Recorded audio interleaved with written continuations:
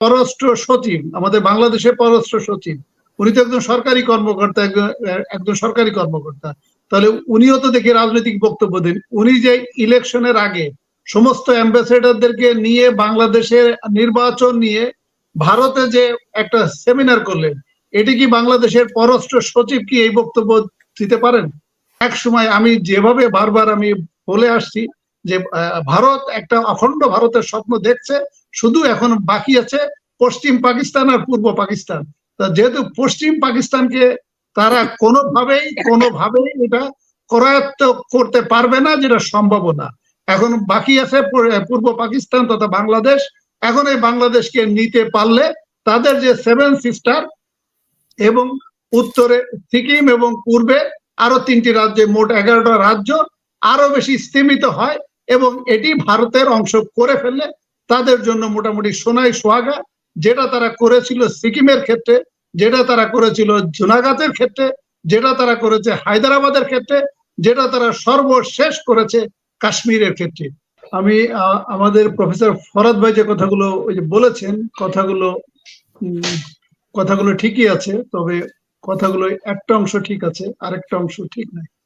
আমাদের প্রফেসর ফরাদ ভাই যেটা বললেন যে ডিপ্লোম্যাটদের কাজ ডিপ্লোমেসি করা, রাজনীতি করা না। তাহলে আপনার প্রফেসর ফরাদ ভাই, আমাদের যে Indian high commissioner in Bangladesh, তারা যে কাজগুলো করে এবং তারা যে রাজনৈতিক বক্তব্যগুলো দেয়, এই বিষয়ে তো আপনি একটিবারও উচ্চারণ করলেন না। ইভেন আমাদের যে পররাষ্ট্র জিলুর ভাই, আমি আপনাকে ইন্টারাপ্ট করছি না। ইন্ডিয়ান হাই কমিশনার প্রণয় ভার্মাকে দেখছেন নির্বাচনের আগে কোন দৌড়ঝাঁপ করতে পারে? একদমই না। সুতরাং আপনি প্রণয় ভার্মার ফাংশন আর পিটার হেসের ফাংশনের মধ্যে কিন্তু জিলুর ভাই অনেক পার্থক্য। প্রণয় ভার্মা রাজনীতিতে একটা মন্তব্য করে নাই, কোনো কমেন্ট করে না। প্রণয় ভার্মা রাজনীতিতে মন্তব্য না করলেও কিন্তু আমরা যে পরবর্তী অ্যাম্বাসেডর, আমরা কিন্তু তাকে কিন্তু আমরা এটাও বলতে শুনেছি যে আমাদের এর আগে যে পররাষ্ট্রমন্ত্রী যে বলেছিলেন যে ভারত এবং বাংলাদেশ স্বামী স্ত্রী সম্পর্ক, পরবর্তীতে উনি বলেছিলেন যে ওই রাখি বাঁধন সম্পর্ক, তার মানে ভাই বোনের সম্পর্ক। এই যে কথাগুলো, এগুলো কি রাজনৈতিক বক্তব্য না? আমাদের যে পররাষ্ট্র সচিব, আমাদের বাংলাদেশের পররাষ্ট্র সচিব, উনি তো একজন সরকারি কর্মকর্তা, একজন সরকারি কর্মকর্তা। তাহলে উনিও তো দেখি রাজনৈতিক বক্তব্য দেন। উনি যে ইলেকশনের আগে সমস্ত অ্যাম্বাসেডারদেরকে নিয়ে বাংলাদেশের নির্বাচন নিয়ে ভারতে যে একটা সেমিনার করলেন, এটি কি বাংলাদেশের পররাষ্ট্র সচিব কি এই বক্তব্য দিতে পারেন? বাংলাদেশের পররাষ্ট্র সচিব তো এই বক্তব্য দিতে পারেন না। এবং এই ধরনের অনুষ্ঠানের আয়োজনে উনি ওখানে উনি হোস্ট হিসেবে ওখানে বক্তব্য দিয়েছেন। তো এটা তো উনার প্রোটেস্ট করা উচিত ছিল, কিন্তু এটি কিন্তু উনি করেন নাই। আর যাই হোক, এখন আপনি যে বিষয়টা বলতে চাচ্ছেন, সেটা হলো যে পশ্চিমা বিশ্বের ডিপ্লোমেসি বা পশ্চিমা বিশ্বের সরকারি চাকরি কিন্তু আপনি যেভাবে বললেন, এইভাবে কিন্তু এইভাবে কিন্তু রান করে না, এইভাবে কিন্তু চলে না। কারণ আমাদের পিটার ডি হাস সম্পর্কে যে পত্রিকায় যে লেখাটা এসেছে, ওই যে মিরর এশিয়া, এখানে তারা লিখেছে এবং তারা বলেছে যে পিটার ডি হাস সম্ভবত পদত্যাগ করেছেন ডোনাল্ড লুইয়ের বাংলাদেশের যে পররাষ্ট্রনীতি তথা বাইডেন প্রশাসনের যে পররাষ্ট্রনীতি, ইলেকশনের আগে তারা যেভাবে দৌড়ঝাঁপ করে তারা এগিয়ে এসেছিল, হঠাৎ করে G2G সম্মেলনে তারা ভারতের সাথে একাত্মতা প্রকাশ করে তারা ভারত যেভাবে চেয়েছে তারা সেইভাবে কাজটি করেছে। এবং এইটার পরিপ্রেক্ষিতে আমাদের যে রাষ্ট্রদূত পিটার ডি হাস, উনি এই কাজটিতে ওই যে মর্মাহত হয়েছেন এবং উনি ফ্রাস্ট্রেটেড হয়েছেন এবং খুবই হতাশা প্রকাশ করেছেন এবং হতাশাগ্রস্ত হয়েছেন। এবং এই কারণে ওনার মতো একজন বিজ্ঞ, ওনার মতো একজন লার্নেড, এবং উনি কিন্তু কিংস কলেজ থেকে পাশ করা, লন্ডন ইউনাইটেড কিংডমের কিংস কলেজ থেকে, এবং উনি একজন তুখোড় স্টুডেন্ট ছিলেন এবং ডিপ্লোমেসিতে ক্যারিয়ারও কিন্তু অল থ্রু কিন্তু উনি এ ক্যাটাগরির একজন ডিপ্লোম্যাট ছিলেন। এবং এখানে পিটার ডি হাস একটা নীতির কারণে বা একটা নৈতিকতার কারণে পদত্যাগ করতে পারে, এটি আমি বিশ্বাস করি। এবং এমনটি আমেরিকার ডিপ্লোমেসি তথা পশ্চিমা ডিপ্লোমেসিতে অথবা আমেরিকা বা পশ্চিমা সরকারি চাকরিতে এরকম ঘটনা অহরহ ঘটে থাকে।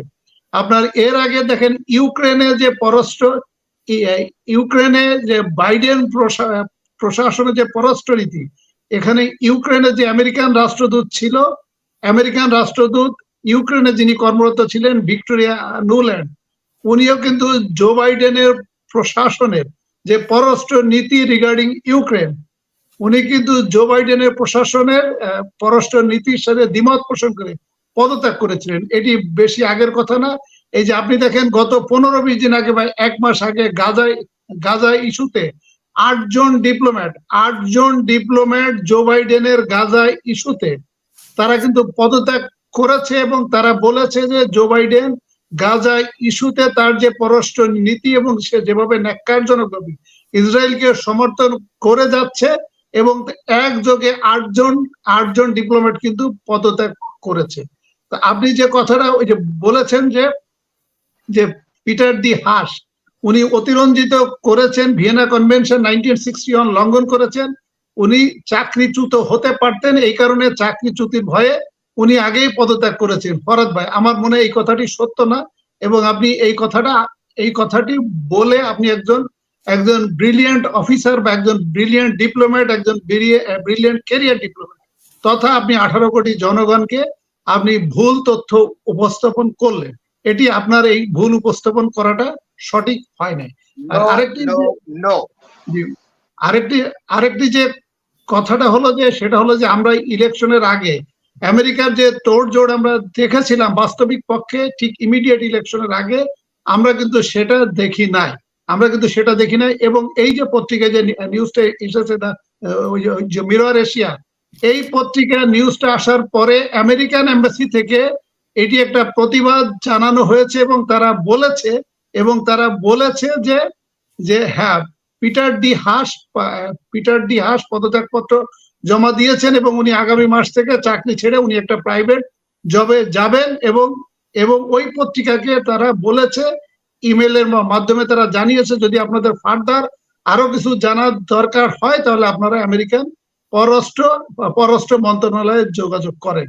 এইটুক বলেছে। এর অর্থ হচ্ছে যে তিনি যে মানে পত্রিকায় যে নিউজটা এসেছে, এই নিউজটা সত্য, যে আমেরিকান যে পররাষ্ট্র নীতি, বিশেষ করে ডোনাল্ড লু এর যে দ্বৈত নীতি, এবং হঠাৎ করে তাদের একটা অ্যাগ্রেসিভ ভূমিকার পরে হঠাৎ করে স্তীমিত হয়ে যাওয়া, এটি আমাদের যে পিটার ডি হাস যে পদত্যাগ করেছে, এটিরই একটা সত্য প্রতিফলন হিসেবে প্রতিফলিত হয়। আর আরেকটি যেটা হলো যে এই যে বক্তব্য বা হাসিনা আক্তার আপনি যে বক্তব্যটা আনলেন, এই বক্তব্যটার মাধ্যমে আমি একটু জনগণের প্রতি একটা মেসেজ আছে, এবং সেই মেসেজটি আমি আপনার মাধ্যমে জনগণের উদ্দেশ্যে আমি একটু জানাতে চাই। সেটি হলো ভারতের পার্শ্ববর্তী দেশ হচ্ছে ভুটান, নেপাল, মালদ্বীপ, শ্রীলঙ্কা।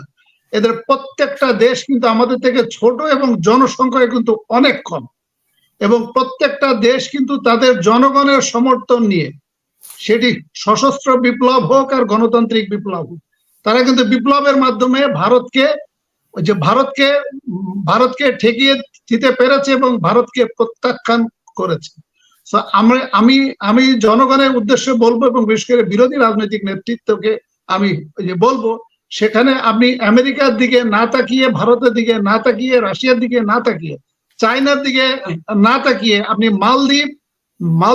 মালদ্বীপ যেভাবে জনগণ ভারতকে প্রত্যাখ্যান করেছে, ভুটান যেভাবে প্রত্যাখ্যান করেছে, নেপাল যেভাবে প্রত্যাখ্যান করেছে, শ্রীলঙ্কা যেভাবে প্রত্যাখ্যান করেছে, আপনারা বিরোধী রাজনৈতিক নেতৃত্ব আপনারা প্ল্যাটফর্ম তৈরি করেন, জনগণ রেডি আছে, এবং জনগণ আপনার এই সরকারকে একটা বিপ্লবের মাধ্যমে, গণ অভ্যুত্থানের মাধ্যমে ক্ষমতাচ্যুত করবে এবং ভারতকে প্রত্যাখ্যান করবে।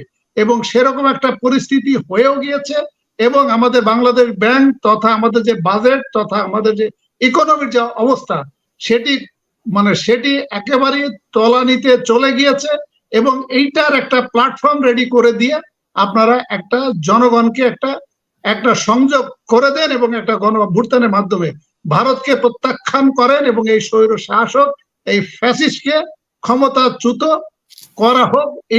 এটি আমার কামনা, এটি আমার প্রত্যাশা।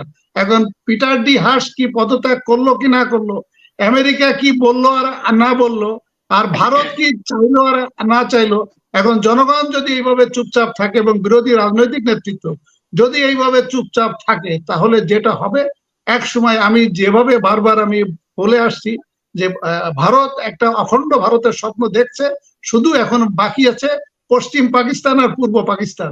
যেহেতু পশ্চিম পাকিস্তানকে তারা কোনোভাবেই এটা করায়ত্ত করতে পারবে না, যেটা সম্ভব না।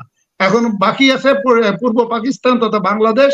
এখন এই বাংলাদেশকে নিতে পারলে তাদের যে 7 সিস্টার এবং উত্তরে সিকিম এবং পূর্বে আরো 3টি রাজ্যে, মোট 11টা রাজ্য আরো বেশি স্তীমিত হয় এবং এটি ভারতের অংশ করে ফেললে তাদের জন্য মোটামুটি সোনাই সোহাগা। যেটা তারা করেছিল সিকিমের ক্ষেত্রে, যেটা তারা করেছিল জুনাগাতের ক্ষেত্রে, যেটা তারা করেছে হায়দ্রাবাদের ক্ষেত্রে, যেটা তারা সর্বশেষ করেছে কাশ্মীরের ক্ষেত্রে। তো এটি আমি মনে করি জনগণের আরো বেশি সচেতন হওয়া উচিত। ইনক্লুডিং ফরাদ ভাইকেও বলবো যে আপনাকেও একটু সচেতন হতে হবে, কারণ আপনি রাজনৈতিক কৌশলের কারণে হয়তো আপনি এই সমস্ত একটা বিভ্রান্তিমূলক বা অসত্য তথ্য জাতির কাছে উপস্থাপন করছেন। কিন্তু সত্যি সত্যি যদি আমার বাংলাদেশটাকে যদি ভারত দখল করে নেয় এবং ভারতের অংশ করে ফেলে, তাহলে ফরাদ ভাই আপনার ছেলে মেয়ে, নাতি নাতনি, প্রজন্ম টু প্রজন্ম আপনি কিন্তু ইতিহাসের একজন খল নায়ক হিসেবে থাকবেন, যে আপনি আওয়ামী লীগের পক্ষে এসে বিভিন্ন বক্তব্য দিতেন এবং আপনি ভুল বক্তব্য, বিভ্রান্তিমূলক বক্তব্য দিয়ে জাতিকে বিভ্রান্ত করেছেন। এটি কিন্তু আপনি ইতিহাসেরও একটা ফরাদ ভাই অংশ হয়ে থাকবেন, বিশেষ করে আপনার ছেলে মেয়ে, নাতি নাতনি এবং পরবর্তী প্রজন্ম টু প্রজন্মের কাছে। ধন্যবাদ।